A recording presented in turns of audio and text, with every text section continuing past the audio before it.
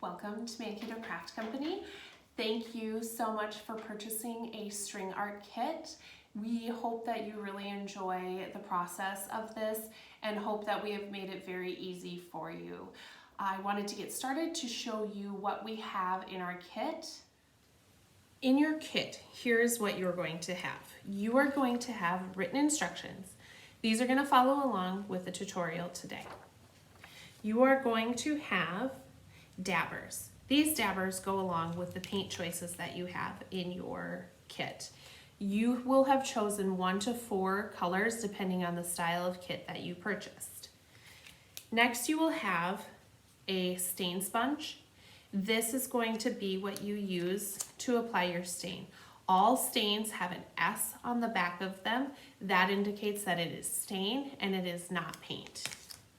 Then you will have Mod Podge, and we will show you where this is. This goes in the project. This is a crafting glue. You will have a bag of nails. You will have the string color that you chose. You will have a finishing paintbrush. Then you will also have our wood palette that you will get. On the back of each of our palettes, we do have it branded with our logo. That is because we do not stain the back of our palettes. We only sand. We don't stain the back of them. We only sand the front of them. And then you will also have your weeded stencil. And where your stencil is weeded is going to indicate where the paint is going to go. So we put our paint on this wreath design. And then this is also going to be where you're going to nail the nails around so you get that perfect letter. So a few extra tools that you're going to find around the house to help you with this project is going to be a hammer, a little cup, souffle cup, a little dish, Tupperware to put your stain in is very helpful. A weeder. This is, in the crafting world, it's like a pick.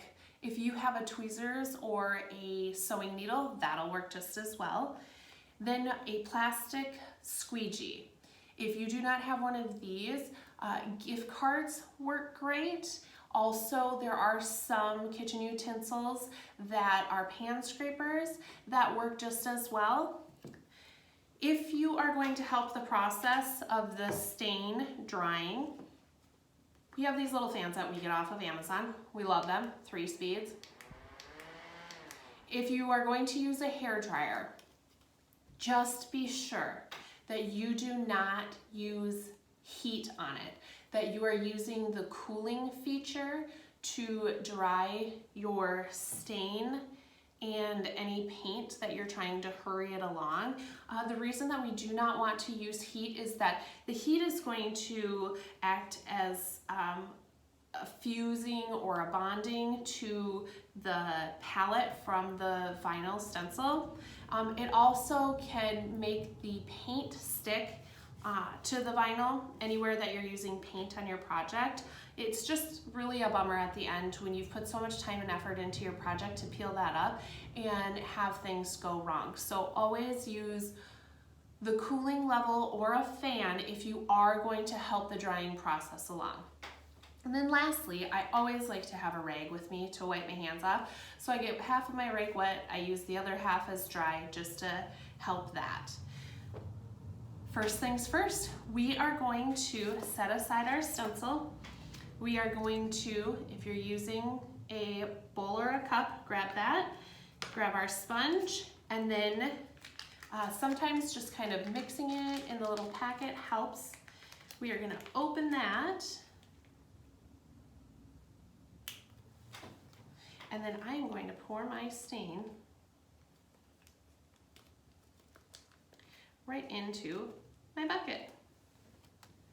Okay, so we definitely want to start on the front and get the sides. Doing the back of your palette at the end, depending on how heavy of a stainer you are, is gonna kind of depend on how much stain you have left, or if you want to even do the back. If you're gonna be hanging this or putting this against something, you definitely don't need to do the back, but if you're a perfectionist or you think that it's gonna be a shelf sitter, go ahead and do that just to make it all blend together.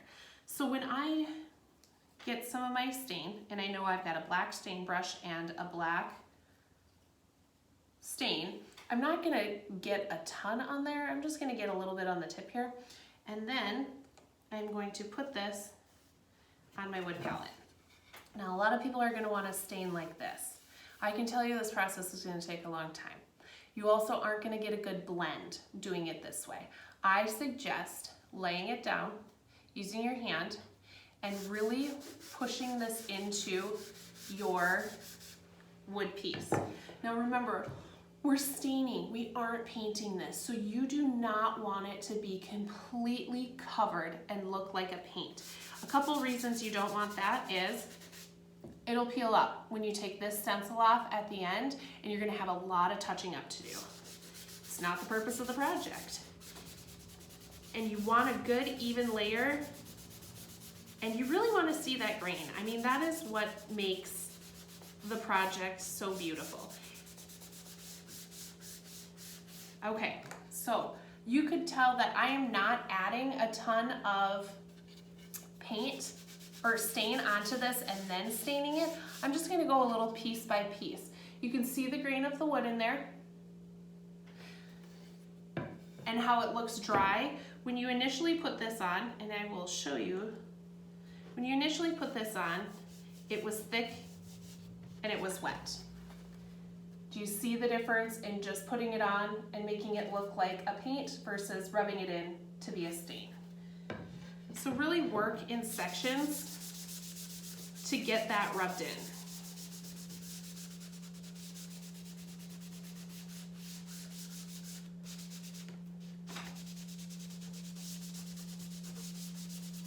And as you can tell, I've only dipped into my stain 2 times already, and I've got 2/3 of my project done. It goes a long way, and if you do this correctly, you should have a lot of stain left over. So I just dip in for my last, and the more that you use your finger and you use this and you press down on it, the more that stain is going to come out of the brush, and it's going to just give you a nice control over what you're doing here. So I'm just gonna get just a corner more.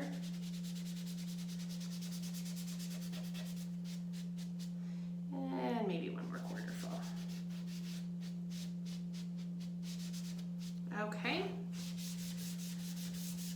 I do not get really particular with my stain just because so much of the project is going to be covered up with some paint and some nails and some string.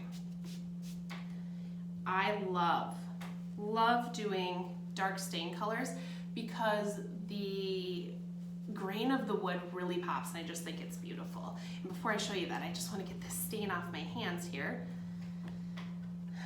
So do you see how, oh, look at that, that just looks gorgeous. Okay, once you get that done, we're gonna go ahead, and I'm actually going to flip this over and just kind of use this so I don't get it on the table. I'm gonna go ahead and we are going to stain all of these edges.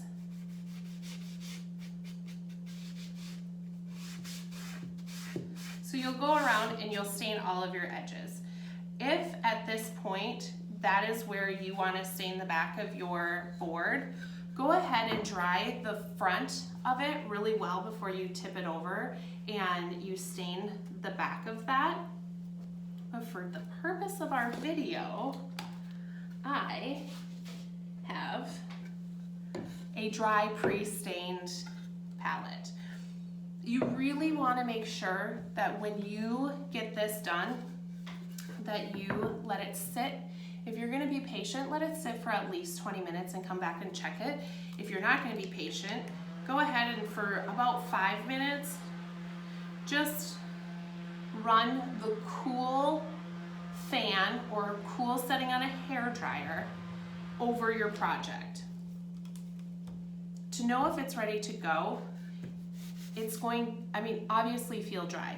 If it feels damp or cold on here or a little tacky, you know that this is not ready to go for a stencil. And the reason that you need to really make sure that this is dry is because if you put this stencil on and this is still wet, the stickiness of the stencil isn't gonna work and you're just kind of stopped at your project, and you're gonna have to fight with your stencil to get that on there. So really be patient and let this dry. Now, stencil time. This is where we're gonna use our squeegee, our gift card, whatever you're gonna use.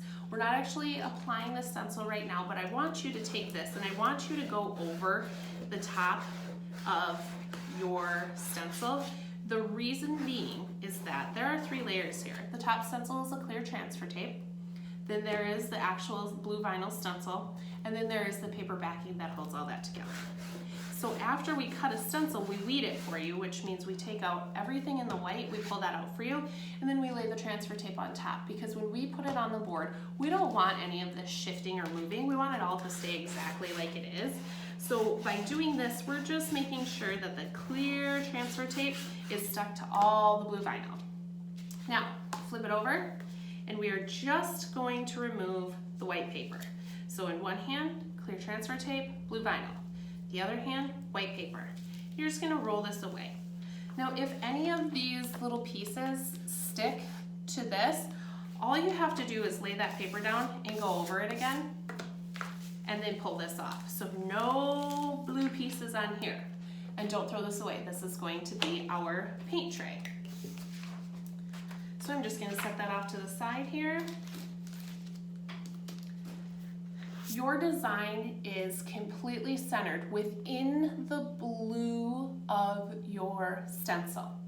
If you have a little overhang of the clear transfer tape, that's not what you're gonna go off to center this. So you're gonna just get this on here, and I am going to eyeball it and make sure that my left and right looks about even and my top and bottom looks even, okay? So I'm just gonna press the sides down with my finger, because if when I look at it, I don't feel that it is centered, as long as you don't put your hand over it, it's gonna feel sticky, but you can still pull this up and readjust it. So let me just show you. That is where I have decided I'm good with that. I'm gonna lay this down, face this towards you, put my hands in the center, and I'm just gonna smooth out to the left, to the right, top to the bottom. The reason I'm gonna do this is, when we put pressure on this next step, I don't want my stencil to shift or crease, so I just want it to stay secure. Now we're going to use our squeegee, and we're gonna go over this again, because we need to make sure that the blue vinyl is stuck to the wood palette, and this is gonna make it tough to take that transfer tape off. Really get in there and put some pressure on this, and the more pressure you do, you can see that this is darker, and I've gone over that, and this is lighter. So really work that stencil onto your board.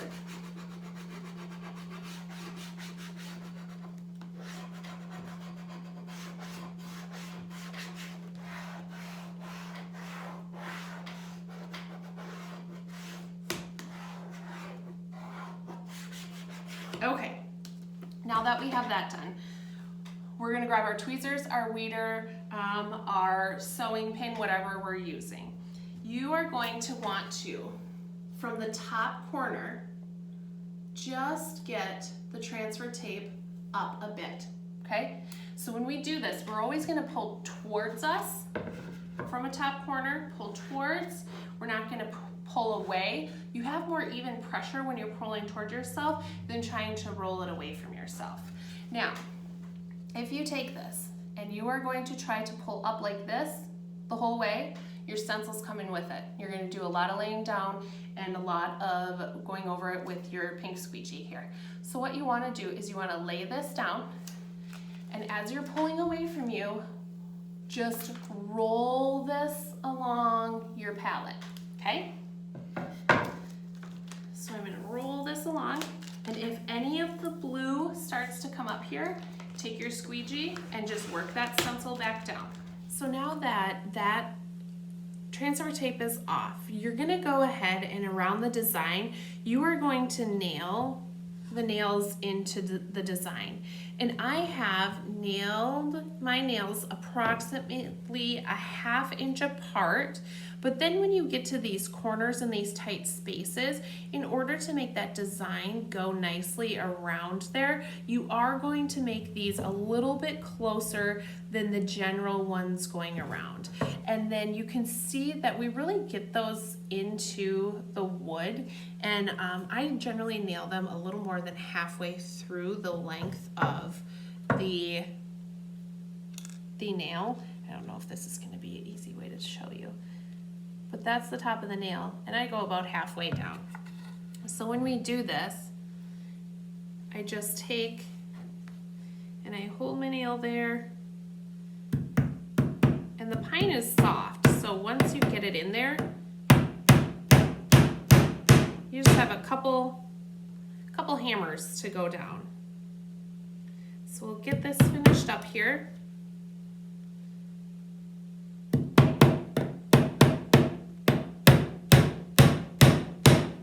And I think I'm happy with that. Looks pretty even all the way around. It'll be fun for the stringing. Now we are going to quickly go ahead and paint these parts of it. When we do this, what you're going to do is you are going to prep your little palette here. I have Mod Podge here. Off the screen I have some white, and I have my green right here, okay? So I'm going to start with the Mod Podge, and I'm going to dip in there, but then I'm going to offload. Okay, you never want to go in with a fully loaded sponge. And we are just simply going to, do you see how you can see that? It's white, it's kind of pearly. That is too much Mod Podge. So if you have too much Mod Podge, don't worry. Just keep pulling it along your design and go back over it. And voila, you can hardly see it. So if you say, oh, Laura, do I have enough Mod Podge on there? Because you can't really see it, the answer is you probably have done it perfectly. So I'm gonna go ahead and get this part down here done. Now the beauty of the Mod Podge is it dries quickly. And the reason that we're doing this is we do not want the paint to follow the grain of the wood because the paint is heavy. We don't want those bleeds or that feathering once we're done with the project. That is just kind of a bummer to have to spend all your time doing this and then have that happen. So this dries fairly quickly. I am going to do my vines in green. So I'm going to take my green, and I have way too much paint on there. And I'm just gonna offload some of this so that it is not as much. And then just lightly dab your first layer on there. You're gonna do at least 2 layers, okay? You always want to be able to see your stencil. If you can't see your stencil, you have way too much paint. So your first layer is just gonna kind of be a rough layer. But make sure you get to the edges so your paint fills in that design. Perfect. Your second layer is going to fill in so beautifully. So if you're thinking, ugh, this looks terrible, trust the process. I've got you. So I'm going to do the same thing with my white. I'm going to offload some of that white. I'm going to come in. And if you are a little heavy on a dab, just go back and grab some of that paint when you are getting a little low and just transfer it to another spot. So here is where, if you have a fan, go ahead and use that. If you have a hair dryer, just make sure you do it on the cool setting. Or if you're being patient, give it 3, 4, 5 minutes.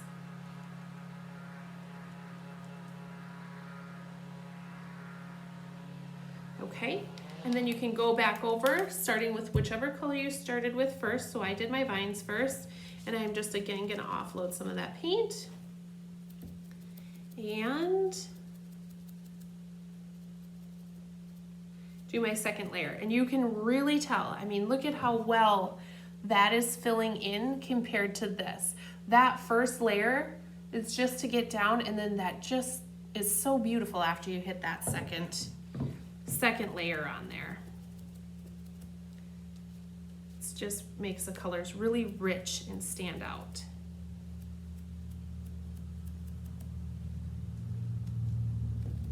If you go over on any of these edges, that's where a wet rag at the end, you'll be able to rub those off. We use all water-based stain and oil or stain and chalk paint. We don't use an oil-based paint. We don't use acrylic paint. It's just really nice stuff to work with. Okay, my last thing is gonna be my white offload. Get those.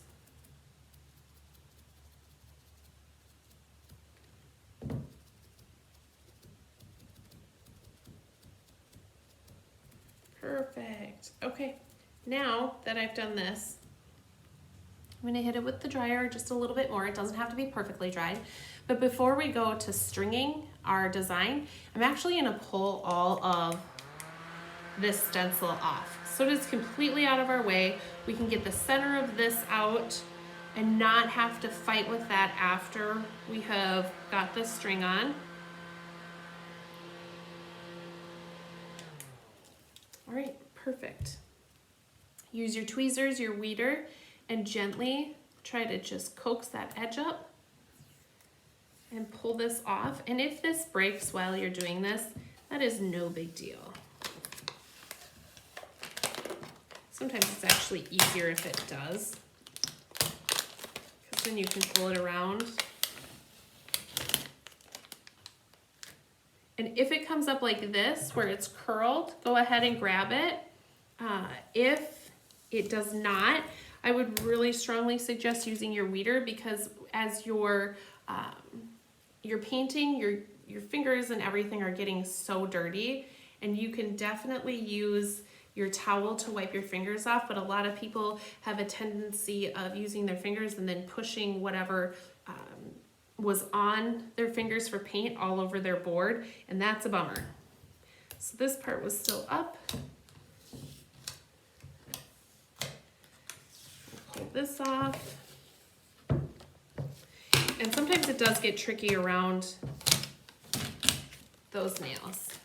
Okay, as we can see, this is not completely up, so I'm just going to help that out with my weeder. Grab that one, and I am going to help this one out with my weeder as well. Any of the designs that you're doing, some may or may not have the center part in there. It just is going to depend on which design you've chosen. But just before we string, it is so much easier to pull this out than after. Okay, I'm going to set my paints and all of that stuff aside. And we are going to start stringing. Now your string might get raveled together. Just try to keep it to where it nicely unfolds.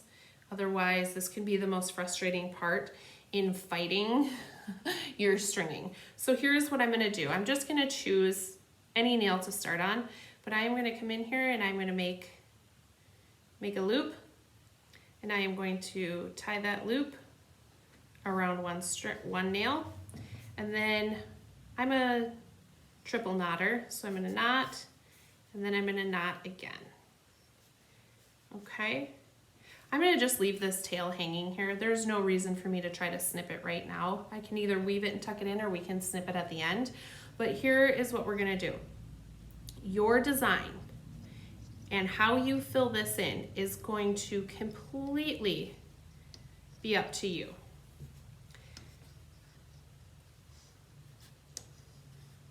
Okay, I'm just gonna show you on a small space right here, and then come back and have this completely done. Otherwise, you'll be watching me string for more time than you wish to watch me do this.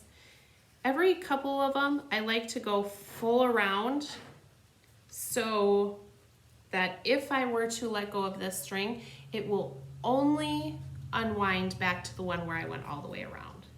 Okay, so I'm gonna work in this space here really quick to just get it thick and show you what I I'm trying to explain. As you're doing this, you can see that the more I concentrate on an area, the thicker it's going to be.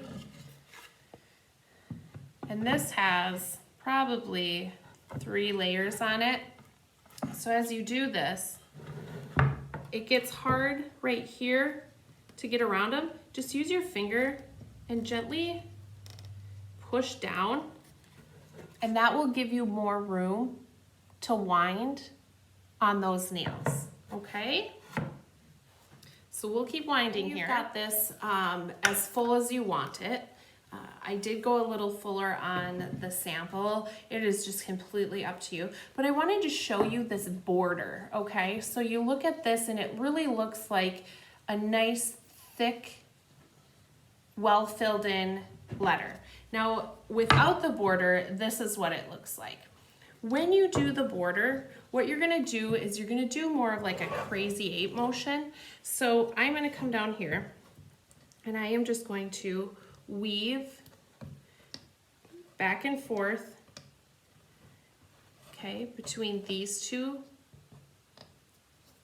I put my finger there, and then I'll bring it back up and do another crazy 8 there, and then another one there. And then I always like to go around one full time around that edge. And do you see how that just fills that in? Now, if you do that around the entire project, you are gonna just have such a nice, thick border, and your letter is gonna look, your design, everyone is doing a different string art project. It's the same steps for each of them, but just the outside is gonna look so crisp if you do that crazy 8 pattern all the way around it.